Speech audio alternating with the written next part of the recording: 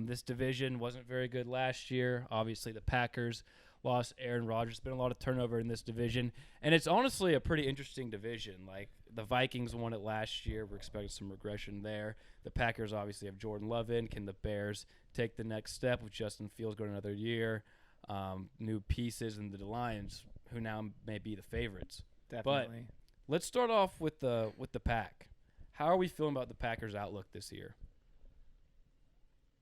Well, I'll say this. I don't know if I'm a believer in Jordan Love quite just yet till I see how he's looking in preseason. Or if they're not playing him in preseason, that may give me a little more confidence in them because they feel good about it. So my faith is coming in with how Jordan Love is going to do, because I think they've been kind of getting lucky with having Rodgers there for quite a while, kind of keeping things together. So it's going to be a new voice in there this time around. So it's going to be interesting to see how they recover from that.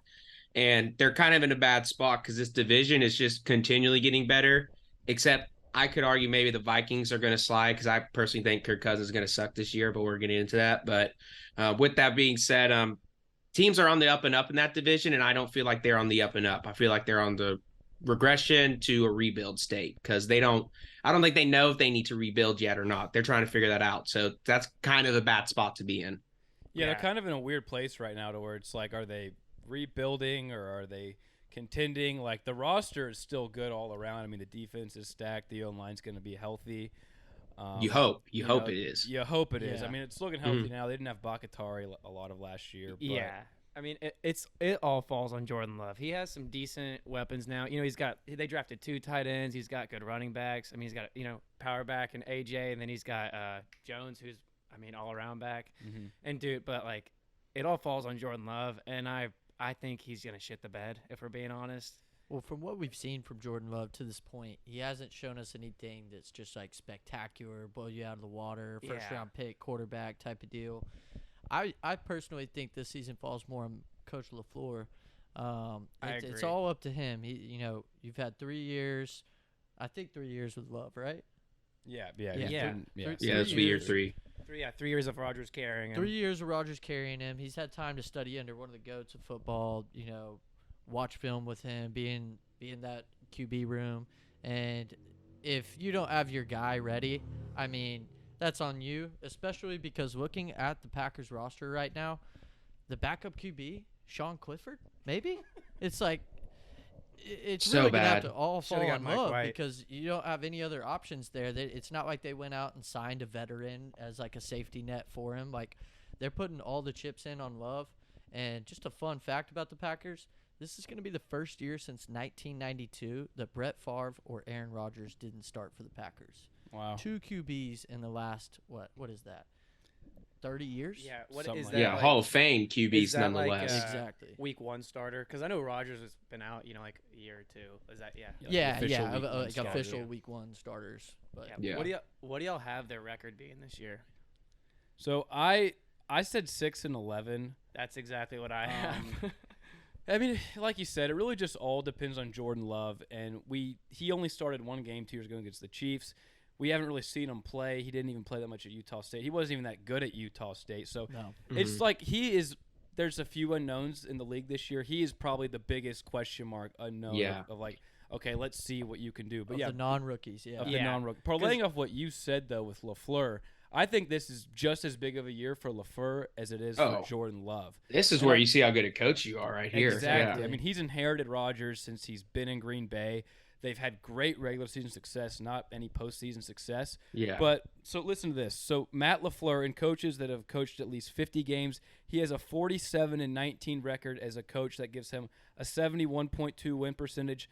That would be, of coaches that have coached 50-plus games, 4th best in NFL history, behind Guy Chamberlain, John Madden, Vince Lombardi. So, I mean, his regular season success with Rodgers has been impeccable. Haven't seen that postseason success, but like you said, I think Jordan or LaFleur is contingent on Jordan Love's success. If Jordan Love just looks unprepared, the offense is stalling, they're not doing anything or seeing any progression. Next offseason, we could be going in. Obviously, Jordan Love would be out, and then obviously after that, the question is LaFleur the guy? And I feel like a lot of people have wanted to put LaFleur not in the McVay tier, but like right below that. Yeah, You the know, if he's one of next these year. young, elite offensive-minded head coaches.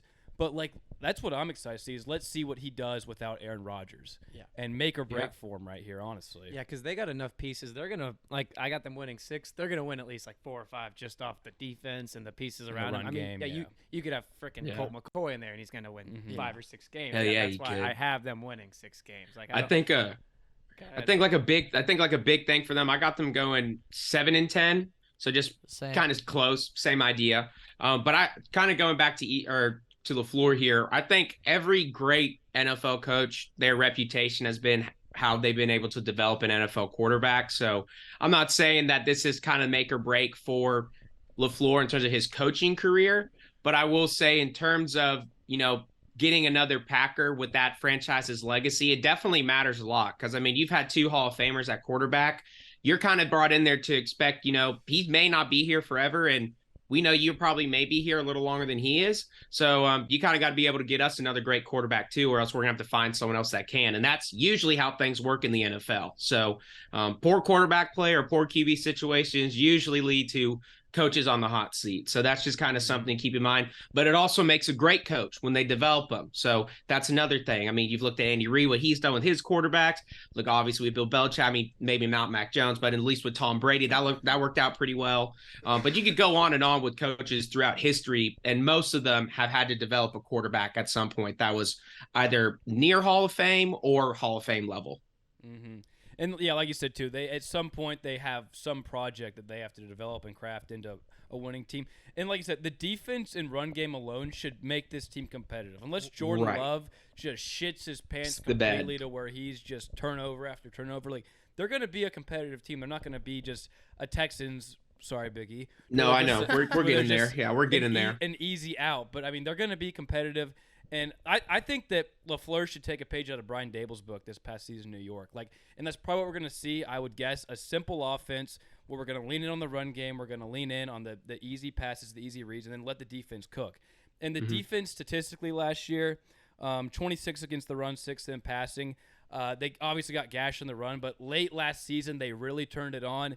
And this is a defense and a run game and, offense D-line to where they can lean into that. And they can make life easy for Jordan Love. You're going to get the big plays from Watson. You're going to get the plays from Dubs. So, I mean, I don't think Jordan Love has to blow anyone out of the water, but we need to see that he looks comfortable enough to be the guy they're going to roll with. One thing, though, too, is like, they keep saying, it's like LaFleur's like an offensive guru, whatever the hell you want to use terminology.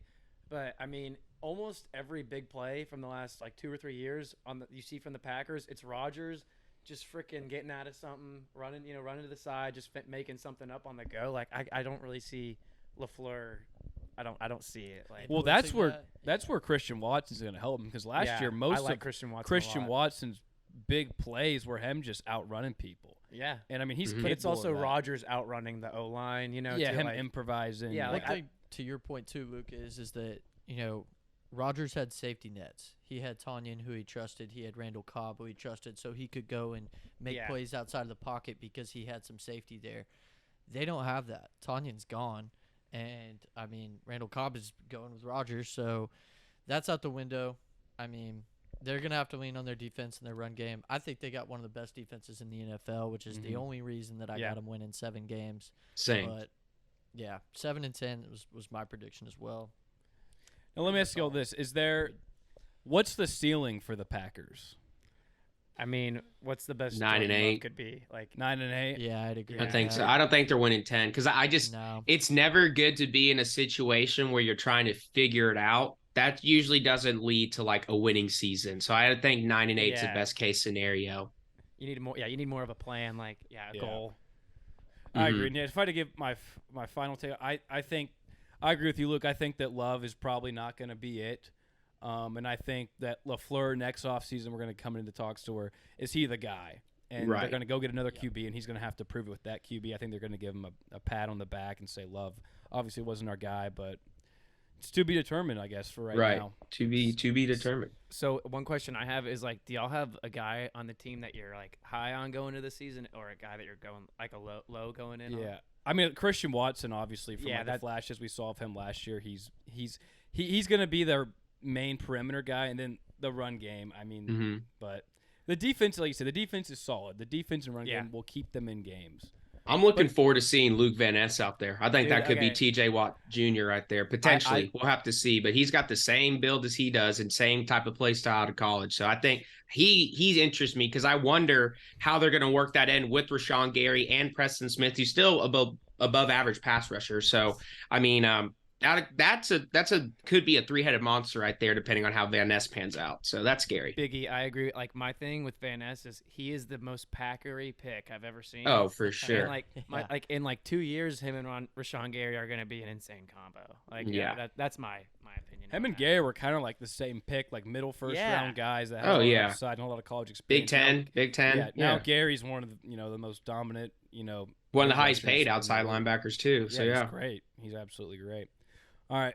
Next team, we got the Detroit Lions. This team, they started off terrible last year. They turned it on late, almost made the playoffs. If it wasn't for the Bucks getting that win, they're actually going to sneak in. But I mean, this team is now like they're the pick in this division. I mean, they got a lot of juice on offense. The defense last year was terrible, but they added some pieces. They get year 2 of Aiden Hutcherson. So how are we feeling about Detroit? I love Detroit this year. Mm-hmm. So one thing I have last season they ended the season 8-2, and so they're riding the high already. And then you take that and you add in what is it 2 or 3 first round picks and then 2 or 3 second round picks and all the guys they added are super exciting and they're at positions of need and everything. I think they're going to be really fun. And you give Jared Goff a guy he's been in the league 6-7 years now. He's been to a Super Bowl. He knows how the game's played. He knows what he has to do. When you surround him with that much talent, I think their offense. I mean, it was top 3 last year already, right?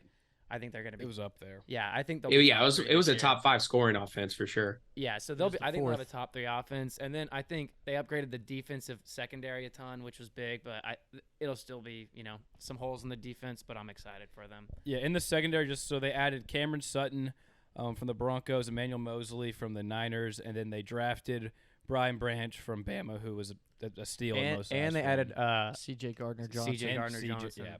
God, that guy's on just a the 1 year perfect fucking line. That guy's the perfect Dan Campbell guy. Yeah. Holy shit, yeah. That's what I'm all the guys they drafted, Jameer Gibbs, Jack Campbell, they just seem like very high on Jack Campbell. Yeah. I know a lot of people thought that was a reach right there, but I mean, there's just some stigma from picking, white linebacker from Iowa. Yeah. But I mean, that guy is a freak athlete. He's one of the best athletes on Iowa football. He has lots of Kuechly traits. He was one of the smartest guys in the locker room. Won many awards at Iowa. I think sticking him on the Lions and allowing him to, be part of that culture, I thought that was a great pick. Overall, I mean, their defense is definitely going to be improved. I mean, they were the 32nd. I think that they were last in the NFL. Yeah, so I think you're right. only one They way were to go terrible. up from here. But, Aiden Hutchins is coming back on the line. I think they gave up on Jeff Okudah too early, but I they agree. still added some pieces to that secondary that you got to be excited about. One of the best offensive lines in the NFL. Yep. Losing Jamal Williams, losing DeAndre Swift. Interesting little shakeup. You get a guy who's had some carries right across the division in David Montgomery. I think Jameer Gibbs is very talented. I think they reached a little bit for him, but. Yeah. Jamison Williams should be back. I don't know what he should be back. It's after 4 Yeah. to 6 weeks or something. But it's But better than the whole year, dude. though. Jamison Williams is gonna be really the good thing this with the year. running back duo, like you said, they lost those two, but I think you could make an argument even that they upgraded with Gibbs and Montgomery. Yeah. And the thing, like could you be said, made. a lot of people shit on the Gibbs and Campbell picks because they weren't the sexiest picks, the highest upside picks. But those are safe picks and win now picks. Yeah. Like Right. Gibbs was not They got supposed to their go guys. at 12, but he's gonna eat. And I don't know if he's gonna be a guy in 6-7 years gonna be great, but on his rookie deal, he's still got a lot of juice in the legs. He didn't even touch the ball too much at Bama. He's fantasy wise too. He's gonna absolutely eat for him. Yeah. I like That'd be him, and a I fun think team to Aiden see. Hutchinson's going to be a big part of how they, do this year because part of what can help out a secondary is having a solid pass rush. So if he develops into, a near Pro Bowler or a Pro Bowler type level player this year, And that's what he should be doing. yeah, exactly. I mean, that's what you drafted the guy number 2 for. So with that being said, I mean, if he takes a big step up and causes havoc, he's going to start creating more opportunities for other guys who are hungry on that team, because that's just what the whole team is. So hopefully you get some guys in there with that mindset that just kind of take advantage of the opportunities that are given, on top of having a guy who's hopefully going to be a top threat in the league in terms of pass rush. So that should help out a secondary, especially if he's going to be, almost like covering you when he's right on you before you throw the ball. So that's going to make it tough. So Yeah, one thing too, like I thought it's kind of random in my opinion that they drafted Hendon Hooker, but I think he's gonna kind of elevate Goff a little, because he's like already 25. The team likes his attitude. Mhm. Like, I feel like he's gonna kind of push Goff a little bit, just over the edge. I think Like, he'll be I'm a good not- fill-in in case something Yeah, happens to yeah. Goff. I honestly do. Yeah. I don't think And I it's think I also, think like- he's got like a Case Keenum-esque vibe to him, kind of, to me, Yeah. honestly. Well, and he's got upside as the future QB potential. Yeah, and so Exactly. when you're the current QB and you put in a guy like that, you're like, hey, I got competition now. Like I have to Mhm. work. Like Yeah, if we see the bad Jared Goff, which we have seen before, then you can see fans, maybe Yeah. shouting Hooker's name. But Yeah. let me also this question. So last year, the whole Dan Campbell mindset is we are this scrappy underdog mentality team, and we play with a chip on our shoulder. My question is, will that hurt them in a negative way this year? Now that everyone's ready to crown them as the favorites in the NFC North, could that potentially hurt them and the philosophy and mindset of this team that they are not now? They're not the underdog anymore. They're the big dogs now in this conference or this division with Rodgers gone. Could we see a slight regression in them from from that kind of mindset? It's a good point. I don't know if you instill a culture. I mean, obviously in the NFL, it's not as culture intent as, say, college football, because in the NFL it's all professionals. These are grown men who've been here, done this, veterans. But that doesn't just go away overnight. That gets instilled, and the players bring that to, the players who are in that locker room bring that to the free agents who step in. I do want to see. I don't know how complex they were, and that was just due to the pieces that they had on their offense. I would like to see, now you add Marvin Jones. You got realistically a four group wide receiver set of Amon-Ra St. Brown, Jamison Williams, Marvin Jones Jr., and Josh Reynolds. That's pretty damn good. That's one of the best in the league right there.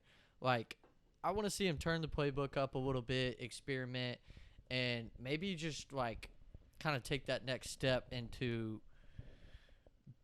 being a more dominant offense and walking with kind of maybe not as much of an underdog mentality, but trying to maintain the grittiness that they had. Yeah. So I think it's like you almost want the mindset of like the Eagles have. It's like Right. like Perfect. we built up to here, and now we want Yeah. to stay up here. Like, because my thing, like I said earlier, like they drafted guys to come compete for starting spots, and the guys they drafted fit their like they reached on them because they fit their team so well. And like I'm like, I can't blame you for that. Like, so that's why I don't think that's gonna go away. That's a good point, because after Philly lost to the Bucs in the playoff game that year, that the Philly kind of had that underdog mentality, and then we saw them take the next step. And yeah, because everyone hated Jalen they Hurts. didn't shy away from the moment. They leaned into it and they accepted it and said, okay, we are this good. We are this legit. I do want to see Detroit do that, because that Dan Campbell is obviously not known as a offensive guy, a wizard by any means. He's still the coach, and he's getting his credit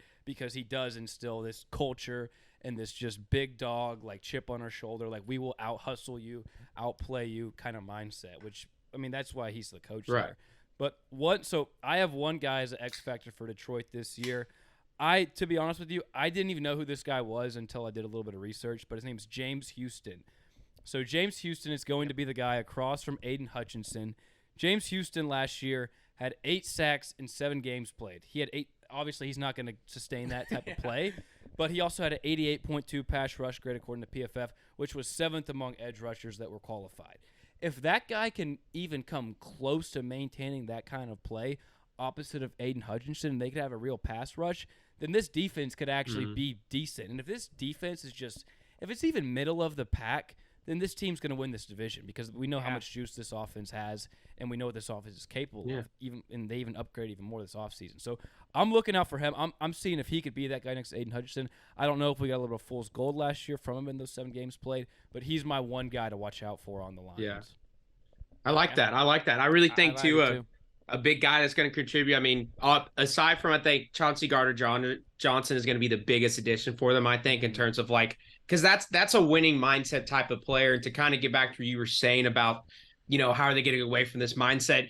You bring in guys like that motherfucker right there, and that'll change the mindset real quick because he's not going to let anyone slide on shit and being an underdog. Like, yes, they might have that dog mentality, but it's dog mentality now. It's not underdog mentality. Like, they're still they're still scrappy. They're still aggressive. It's just now they're the big dog now. They got to defend their court. And I think what we've seen in the past with successful teams that make big runs in the playoffs, they have a pass rush that can cause problems on the elite quarterback because even the most elite quarterbacks struggle when they're getting put on their ass every single play.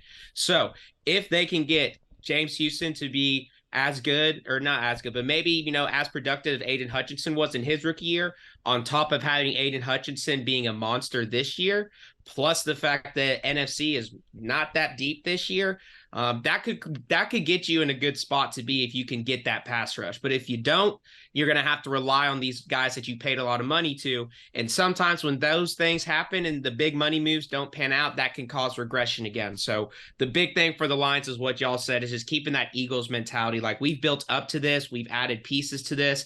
And a great thing is that, hey, they have Chauncey Gardner-Johnson from that Eagles team to kind of sum it all up. So I think he's going to be huge for them. And that's kind of the type of player they need, is someone like him, because he made a difference when the Eagles got him on their defense. And they're kind of hoping he's going to elevate these guys and get these young guys ready to go. So I like what they're doing.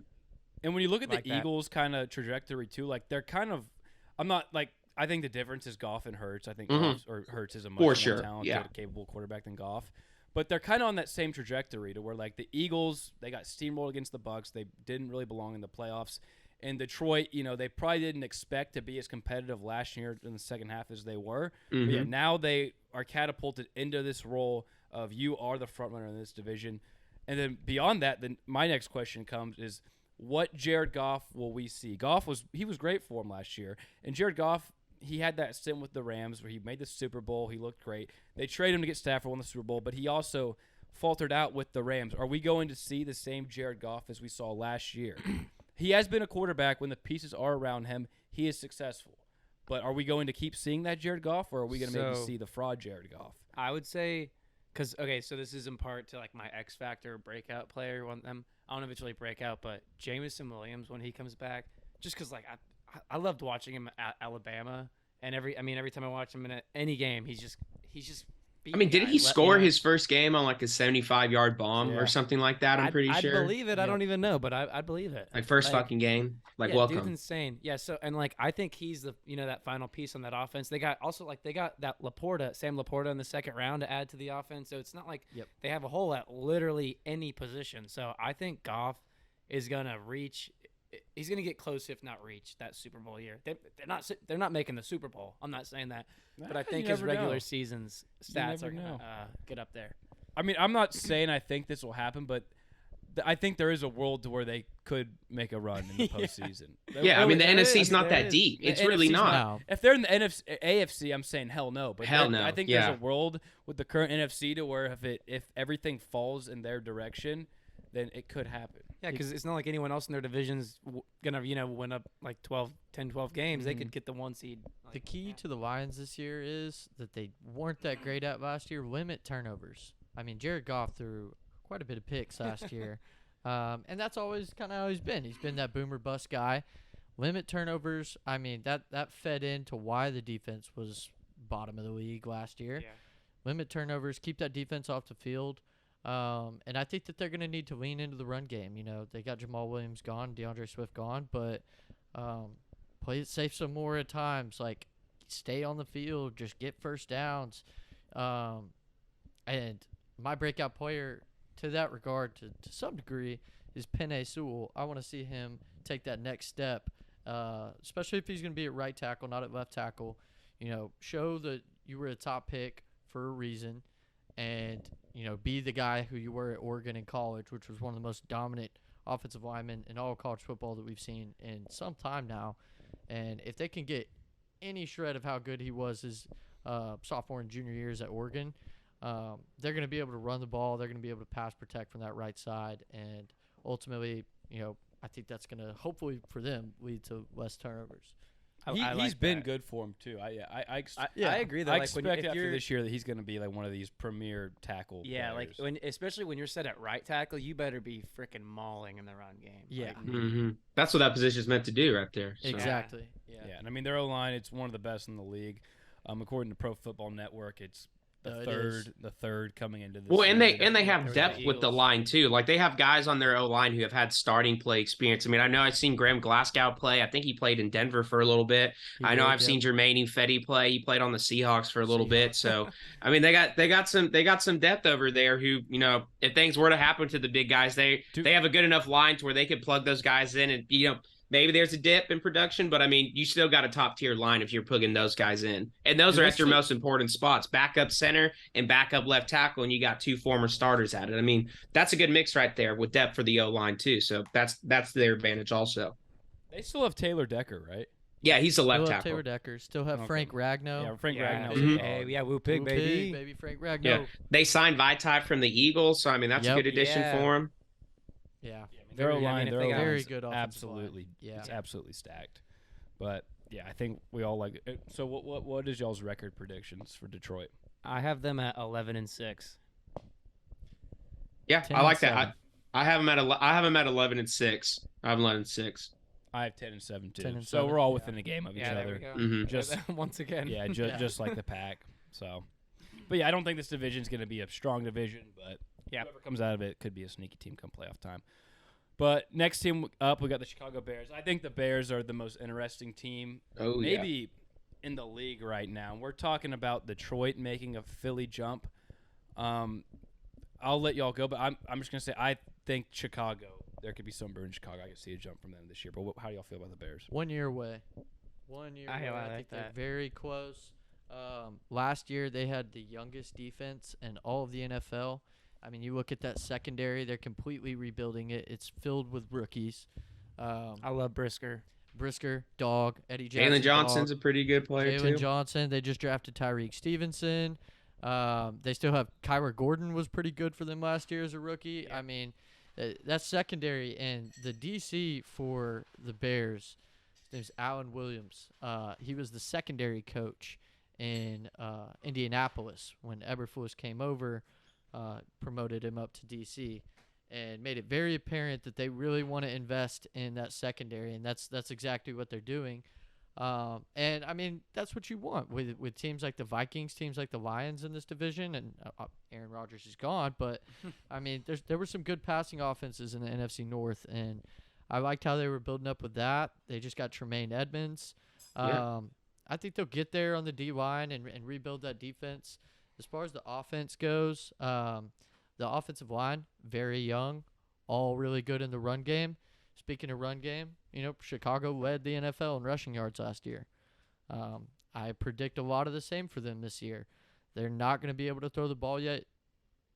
From what I can see at a high level, they did add DJ Moore, but still a lot to be excited about in that run game. I just think that, ultimately they're still 1 year away from really breaking out and kind of competing in that division.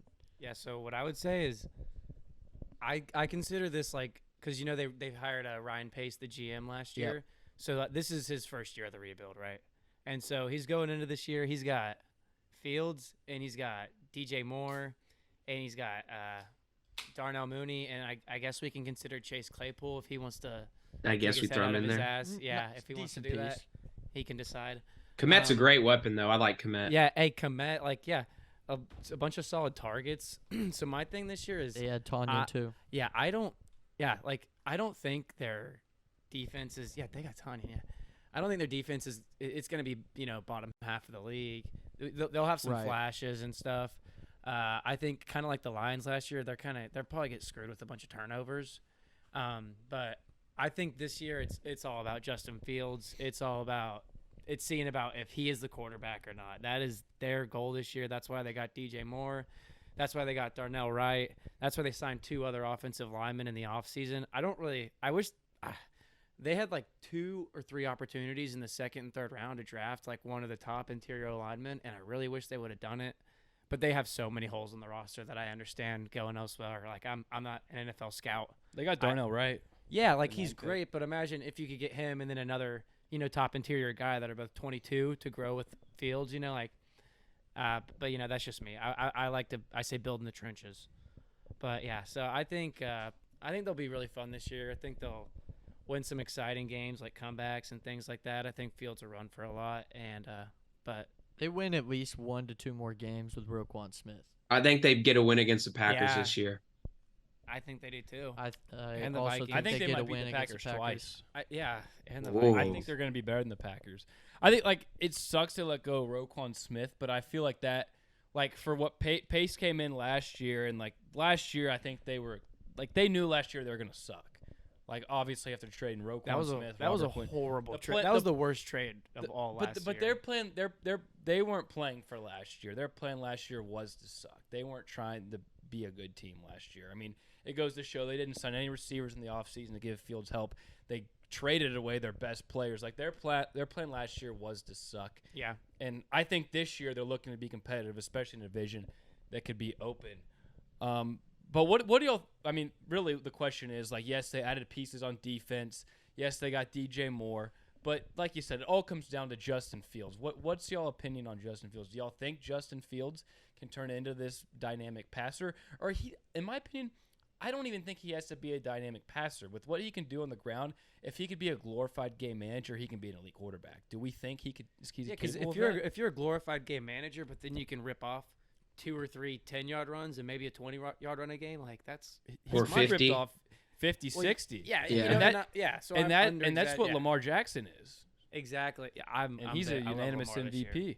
But how do y'all feel? What's y'all's opinion on Fields? Do you think he's going to elevate and take that next step, or do you think next offseason we're going to be looking at Chicago maybe getting a new quarterback or drafting Caleb Williams? I think he gets better. I think he improves this year as a passer. I don't think he's going to be like there, like, oh my God, Justin fucking Fields is back or he's ready to go. But I do think he is going to get a lot better in that aspect. I think you're going to see him kind of air it out a little more because he has a strong arm. He just needs to kind of really get He some aired time. it out a lot last year. Maybe like a Daniel Jones kind of. Yeah. Yeah, like he just needs to get a little more confident with those throws. I mean, he has DJ Moore, who's I would say much better threat to throwing it deep to than Claypool. Or I don't know, disrespect to Darnell Mooney, but I mean DJ Moore is light years beyond better than Darnell Mooney. But I think a big thing with them that is really going to be a problem with how this division is stacked up on offensive lines. I mean, we talked about the Lions offensive line. It's one of the best. When the Packers O-line, it's healthy. It's one of the best. The Vikings O-line, very questionable in my opinion, but they do have a couple players, and Christian Darrisaw is a pretty good addition for them. So they do have at least one good young talented player on that line. I would say on the Bears, like we have to see with Darnell Wright and with that division, with those O-lines, I mean, if your best pass rusher is Travis Gibson, DeMarcus Walker, or potentially Jack Sanborn on blitzes, like you're not going to do that well. Yeah, no. Like you're No. not, it's going to be hard to get to these guys and create pressure. So, I mean, the good thing is I think they're kind of going full in on having 3 middle linebackers basically, or 3 coverage linebackers and just like a 4-man front. But at the same time, like I don't have a lot of faith in those guys getting past David Bakhtiari, Penei Sewell, Taylor Decker, Christian Darrisaw. So that can put you in a bad spot with teams like that who have some players on offense you can really torch if you give the quarterback time and give those guys time to get open. So that could fuck them, in my opinion. We'll have to see on that. So I still agree. think they're going to be the worst team in the division, but I think they have the same record as I think they're 1 game less than the Packers in my prediction as being 6-11. That is my prediction. I had the Packers at 7-10. I think they are 1 game less, but I think they are much more competitive and you see positives. There's just still holes on that team that you can't ignore. So I don't really think 3 middle linebackers, because you can't blitz those guys every play or else they're not being middle linebackers. So that's kind of where I think things get a little iffy for them, is on that part of the team and how the division is just built in general, because got to be built to beat your division. That's first way in the playoffs. So Yeah, I agree. I think they did make improvements on their defense. Mhm. I think the defense is still going to be bottom half of the league Yeah. for sure.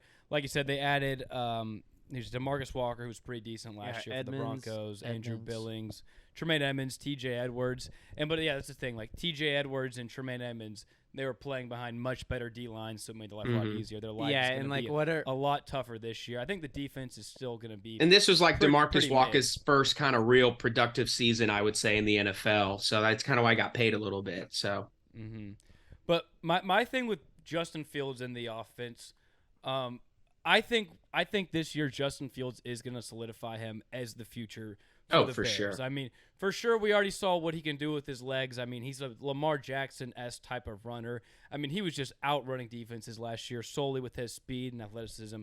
It's insane. And initially, when I did a little bit of research and I first looked at it, I wasn't really bought into Justin Fields becoming a good passer. And when you look at the numbers, right? So, for example, for the basic numbers, for reference, he was 6th worst in the NFL on non-accurate ball thrown at 19.3%. Not very good. But when you take a deeper dive into kind of what was the creation of those numbers that were set, the first one I look at is his average time to throw. So Justin Fields was actually the highest in the league on average time to throw at 2.7 seconds. So he had the most time to throw out of any quarterback in the league. And this was not a result of the offensive line being good. Like, this is like buying time and stuff like that? Yeah. Okay. Your average from snap to throw. 2.7 that makes sense, seconds. yeah. Because he was running around like a motherfucker. That's for sure. He was running around like a motherfucker, but you saw with that how much he can create and improvise on his legs. And then you saw that, too, how bad the receivers were in creating any sort of separation. I expect that, and usually that's a good stat if you're good in that category. But for this specific case, it's not good. I expect the number to go down a lot this next year. His next number to look at is air yardage percentage. What this is percent of yards that were not after the catch. They were 56.2 a game, which ranked 22nd in the NFL. So obviously, with Darnell Mooney as your number one, you're not going to get a lot of yak help. And with DJ Moore in the fold now, Darnell Mooney is a 2, which I think he's fully capable of suiting. I think he's good for that. Yeah, versatile too. Slot outside, like get you good anywhere. Exactly. And Cole Kmet, Robert Tonyan. I think Tonyan could be a sneaky sign for them. I expect that yak number to go up a lot for them. But the biggest one I saw was his average depth of target. And what average depth of target is how often you are throwing the ball down the field. They were 10.2, which ranks 3rd in the NFL, which means that Justin Fields was throwing bombs. He was not dinking and dunking. He was running for his life and chugging it deep down the field because that was the only. He was playing Madden on arcade. He was playing Madden, but that was the only option he had last year. It was literally Justin Fields versus the world. And when we look at in a vacuum at all those numbers, how often he had to throw down the field to receivers that are below average, to maybe not even should be guys that are on an NFL field, to how often the guys were not getting any separation on the outside, to the pass rushes he had to go against, and running for his life like a chicken with his fucking head cut off. Yep. Like I said, I think it was him versus the world last year. Now we're gonna see DJ Moore in the fold of receiver. Darnell Mooney is number 2. Chase Claypool, I think, is a solid ass number 3 that still has untapped potential. He's just got to focus, man. He's got to focus. If he focuses, he's a great number 2. But he's a red zone. They don't have a big red zone threat. I mean, the Kmet and Tonyan, yeah. but you need a receiver as well that can do that. Yeah, he can catch you 5 tutties in a game. I don't think it's fair for anyone to say that Justin Fields cannot do it passing wise based off of what he was equipped with last year. Exactly. I agree. This year is a real year, though. So he has the pieces in place now to be a successful passer. And can he take that next step is one question. I personally believe that he will take that next step. I think that they can be successful without necessarily implementing a super pass-happy attack. Yeah, you look at the Ravens. Yeah, they do not have to be pass happy. You look at the Ravens. You look at what Efficient Greg passes. Roman did with Lamar Jackson for the longest time under Harbaugh. Their best receiver was Mark Andrews. Their best receiver still is Mark Andrews. I'm not saying that Cole Kmet has to be Mark Andrews or that Robert Tonyan has to be Mark Andrews. I'm just saying that it doesn't take 2 to 3 good wide receivers whenever your quarterback can make plays with his legs. What they need to do is find ways for Justin Fields to stop taking hits. When he takes hits and when he has to miss games, they're bringing in a guy like, I think their backup right now is P.J. Walker. That's not going to win you NFL games. I mean, it's a serviceable backups, better in some teams in the NFL, but that's not going to win you games. And Justin Fields was taking ridiculous amounts of hits last year. They got to find a way to run a coherent offense that if there's some at least game plan to the madness. With Justin Fields, he's a guy who's elite. You don't want to take away his scrambling ability because he's gonna turn a busted play That's what makes into him a great. 25-yard game. You don't try and rein that in, but you want to find ways to implement that successfully. And look at what the Ravens did. I think the Ravens did a great job with it.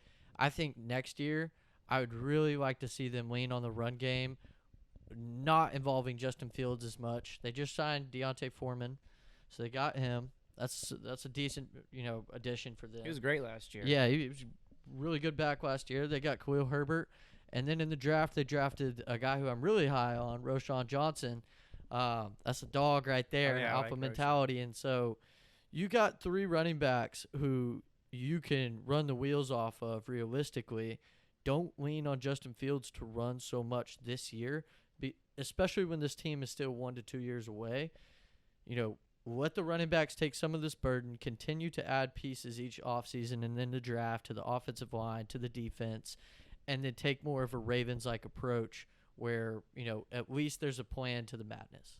Yeah, and one thing too, going off what Cole said earlier, Justin Fields, it's not like he's dinking and dunking. He's throwing bombs all day last year because he has no protection. Super tight And, coverage. and he has and because he has no one really. Because Darnell Mooney was out half of the last season at least.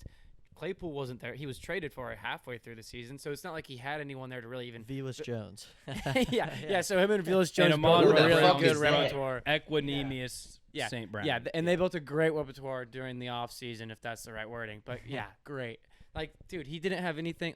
Even when he's scrambling for his life, he doesn't have anyone to even dink it off to. How many plays or big plays Mahomes gets off play, just shit like that.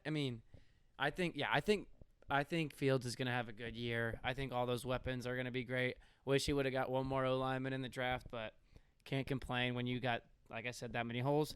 I have them going 7-10 this year, and so I got y'all right above the Packers. 7-10. He You said said 6-11. Big E, what you got? I have them going 9-8. Whoa. I have them all right. I have them competing for a playoff spot. And like you said, I don't think they're gonna be a team that makes this crazy jump next season to where they're an Eagles jump by any means. But I think that the Poles rebuild is now in full, or not the rebuild, but the plan is now fully in effect. Last year our plan was to suck. This year we're not gonna be maybe a playoff team, but we're going to be in that competitive spot. But we're going to set ourselves up for next year. We go and get, like you said, another O-lineman. We go and get a few more guys on defense, and we equip Justin Fields with the right cast to where, okay, year 3, Justin Fields, now we could actually make some noise. And I think next year, if it goes to the plan of Poles like they're going for, I think that they will be on that trajectory. But again, at the end of the day, it all comes down to Justin Fields and if he can take that step. And I think based off what the advanced numbers say that he can take that next step. And even back when you look at his Ohio State days, he wasn't this dynamic, crazy good Trevor Lawrence, but he was a glorified game manager. And that's all you need from him. If you can have him be a glorified game manager with the athleticism and wheels that he has on the ground and be able to make plays happen with his legs, that's all you need. If you compare that with good surrounding cast skill position wise and a solid defense, that's a team that could really make a run. And DJ Moore, they needed DJ Moore so bad, and they weren't going to trade that one pick with Carolina if they weren't able to get DJ Moore. That DJ Moore was he was the guy that fit their timeline, fit the salary cap, and he was the. If they didn't get DJ Moore, they're not trading that one pick. They probably get another first-round pick if they don't get DJ He's going to Moore. be their best player this year. And they had so many goddamn offers to steal that one pick from. But DJ Moore was the reason they made the pick or the trade with Carolina. And I think he is going to pay huge dividends for Justin Fields and the offense and the whole team as a whole. And I like the direction of where the Bears are going right now. I wasn't in here, but it's literally Hurts and AJ Brown. Mm-hmm. Did you already say all of that? Not the Hurts AJ Brown thing. But it's similar. adding a number one receiver to a guy like that. Anytime you give a guy, a number one receiver, they have a way better season, and it's obvious because you get a guy that can go get the balls that not everyone can. And going back of how you mentioned the running back stable earlier, I think the running back stable is better this year with Khalil Herbert, Deontay Foreman, Oh yeah, and Roshan Johnson. You get him Roshan in the 4th round. Dude, the second half of last year, Deontay Foreman was just as good as Nick Chubb if you look at the numbers. I mean, Deontay Foreman was a fucking dog the second half that's of three last fresh year. backs. Like, you can rotate Three out. fresh backs, already the number one ground offense in the NFL last year. If we can just see this passing offense just be mid, this offense is going to be scary as a whole. And at that point, it's going to fall on the defense to hold up on their end. And like I said, I think the defense it still has work to be done. It will be improved from last year because there's only a way to go up from it. But that's what I think a year or two away from now, then defense gets solid. You add another lineman. I think the Bears can be scary with Justin Fields. I agree. Yep. And we're back. We had a little bit of technical difficulties. But next team up, last team of the NFC North, the Minnesota Vikings. The Vikings are probably the least interesting team to talk about out of these four. They didn't add much in the offseason. They added Byron Murphy, Marcus Davenport, Jordan Addison to replace Adam Thielen. But kind of a boring team to talk about, but then again, could be the team that wins this division. My thing with the Vikings, I think we could all agree there's regression coming. I mean, they won last year. they won 11 games. They won 11 one-score games this year. Yeah, that's a most in stat the NFL, that's going to That's go fucking down. wild. It's not Yeah. sustainable. They went 11-0. They didn't just Yes. win 11 games. They went 11-0 in one-score games. So what's our take on Minnesota? I think we're going to see a big regression from Kirk Cousins this year. He got so fucking lucky last year. I think we're going to see a big old fall. But he is lucky that he has Darisaw that's getting better as a left tackle. But man, when he gets under pressure, like it just kind of like it looks like a little like he gets scared back there a little bit. And you know, he's an NFL quarterback, and he probably is not actually scared, but his body language sure looks like it when you put some pressure on him. So, and it's a different league now. I think you kind of need to have a little mobility in your quarterback. And whenever I see Cousins run, I'm always cheering because it's like, holy shit, look at him go. So, with that being said, I think we're going to see big regression because I think he got real lucky last year. And they didn't add a whole lot. So they're kind of hoping that they just get better off the team from last year, really. So that could be bad when your quarterback gets worse. So, yeah, I don't really like him this year. I mean, they swapped out Thielen for Jordan Addison, which is an upgrade just because Thielen's like growing, white and gray hairs. I mean, but aside from that, they didn't really upgrade anywhere. I mean, the guys they signed, they signed like Byron Murphy. What has he done ever? He's good. He's a good player. All right, maybe I'm wrong, but then they Not a gave Pro like Bowler, but they he's gave decent. Marcus Davenport like But they 15 million overpaid years. But for they, him. they, I was al- like, they, but also, they also they, needed they him. also lost Cameron Dantzler and Patrick Peterson. So Byron and Murphy's they gonna lost have to make up Darius for that. Smith, who gave him like 82 pressures last year. They lost You're not getting Zadarius that Smith? from Davenport. I'll tell you that right now. They lost to Darius Smith. Yeah, he's on the He's on the Browns. Oh, I didn't Yeah. know Yep. that. And dude, like they just like, they swapped out some old for some younger guys, but it's not like these younger guys are any better. And yeah, they got. We could say they got lucky. They won 11 games. We could say they got lucky in at They least definitely 6 got of them. lucky. In at least 6 of them, at least. So yeah, they're due for a lot of regression. I think they'll have a decent passing offense. They probably won't because they traded Dalvin Cook and spent all that money on a running back that's worse than him, Madison. So I just don't really get what their plan is. They have Madison on a rookie deal still, or he's not. I thought they re-signed him. He's on a cheap deal though. Yeah. Okay, well, yeah. Regardless, I don't think he's going to be anything special. If we would have saw something special, it's like Pollard. You would have cut him because he's better than Zeke. Okay, the thing with Madison though is when Madison's had playing time, he's been really good. He has. So I don't think the Dalvin Cook to Madison thing is gonna be a big drop off. So okay, so then I'll take that back. I think they'll have a good passing offense then because you have they to have some they have running. Justin Jefferson. But yeah, Like, I think they'll Justin have great Jefferson. passing. Justin Jefferson alone is gonna win them a few games. Yeah, but aside from that, I don't think they don't have anything that excites you outside of that, and so I don't. They're have them still having going to a have good year. in my opinion, one of the best passing offenses in the NFL simply due to volume. They set a franchise record in passing attempts last year. You take Dalvin Cook away from a team like that, you're just incentivizing that team to pass more. They're not going to lean on Madison. They're going to lean on their new rookie receiver. KJ Osborne looks really promising, and obviously Justin Jefferson is top 3 at worst. You could I'd make an argument I'd say the he's best top. receiver Yeah, in the I'd say he's top. I think he's the best. I think he's the best. I Yeah, think he's you the can make best. an argument that he's the I said he was. best, but I he's thought he was the definitely best top last 3. year going into the season. yeah. So yeah. But they got Hawkinson, one of the best tight ends in the league. Darisaw is he's not a very solid run blocking offensive lineman, but he's pretty damn good in pass protection. their run blocking last year was pretty bad, and I think that's why they wanted to move on from Dalvin Cook because they don't see a future in that. Yeah. I think that they're going to lean on the passing game again. The one part about the Vikings that's interesting to me that makes zero sense is they had I think it was the worst, if not bottom 3 pass defense in the league last year. I And was they about to get to lose. that. I was about to ask about that. Yeah. Do y'all think Byron Murphy Jr. is better than Patrick Peterson?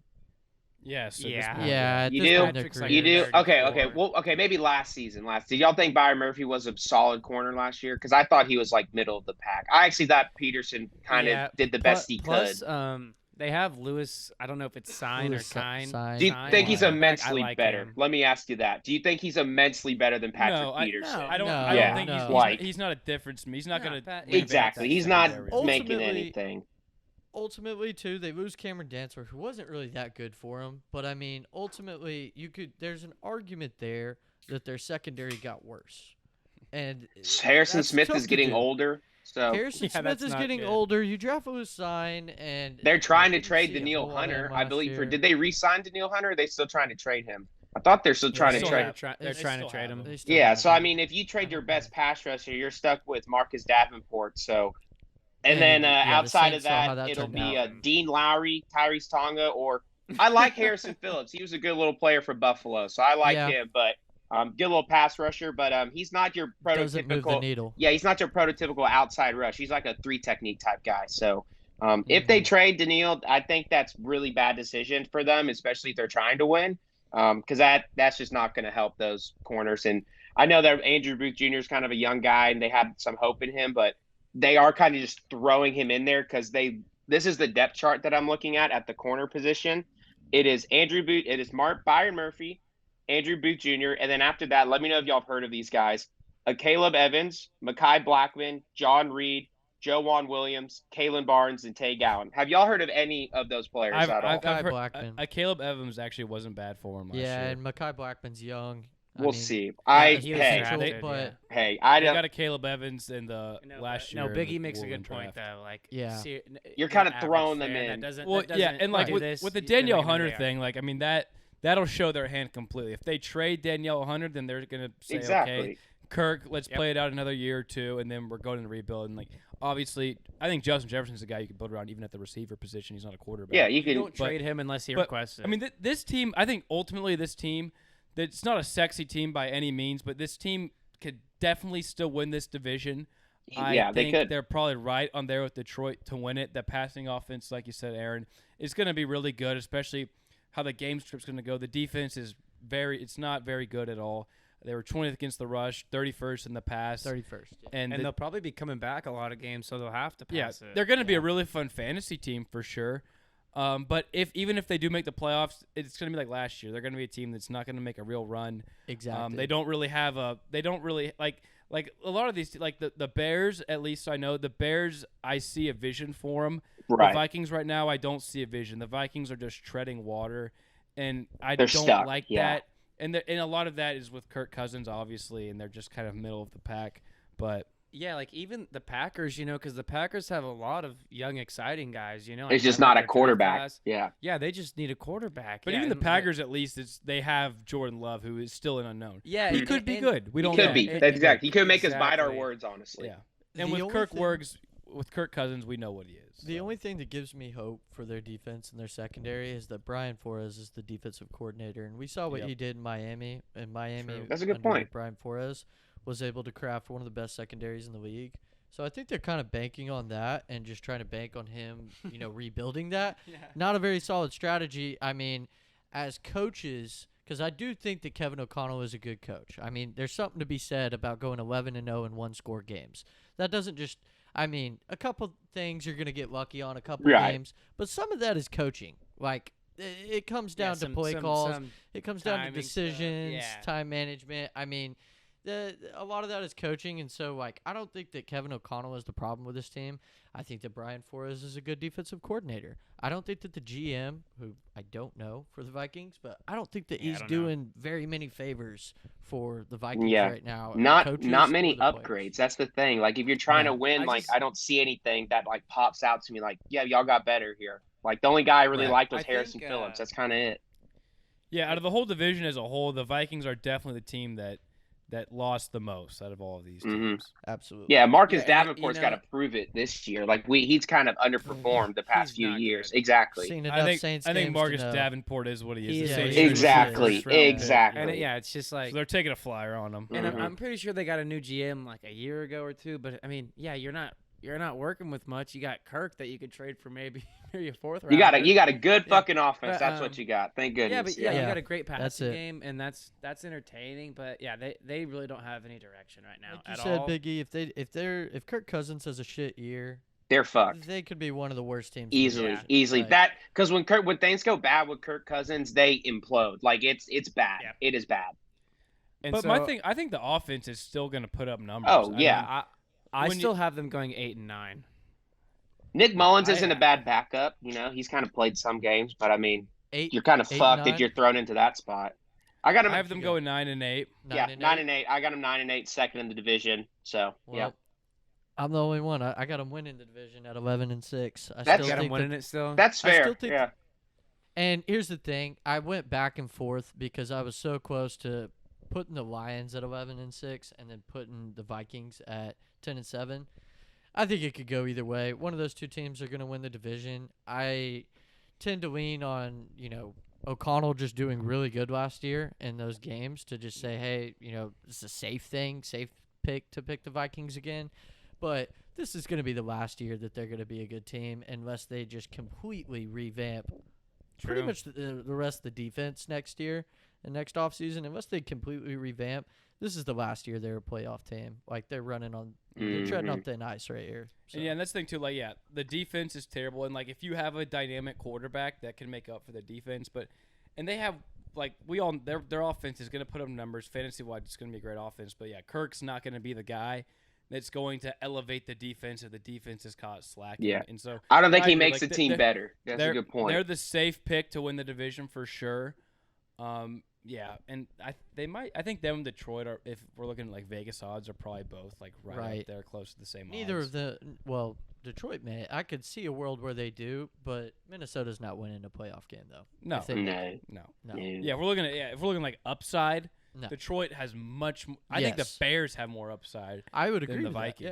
that. Yeah. As of now, Yeah, but and it's like one thing I read, like I was just reading stuff like Vikings fans saying stuff, like on Reddit and stuff, and they're like, they have such a strong culture in the locker room. It's like, who do you have holding that culture together? You have Kirk Cousins, who It's nice that He's he's a dork, let's be likable, honest. but it's like, what's Yeah, that gonna do? but yeah.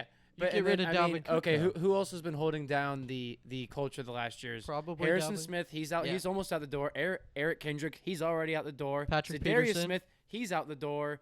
Danielle Hunter wants out the door. Like, dude, who is there holding the group together? Patrick I Peterson's don't think they're- gone. yeah, Dalvin I don't Cook's think they're gonna be gonna be gone. good. That's a good point right there. Is that you think you got a strong culture till all your vets leave. Yeah. And the next thing it's like, Yeah. oh shit. And they're And you and, What you, are we and doing? half of them you're literally all of them you're trading or cutting, and it's just like you're just kind of disrespecting them. It's not. I don't think it's a good look.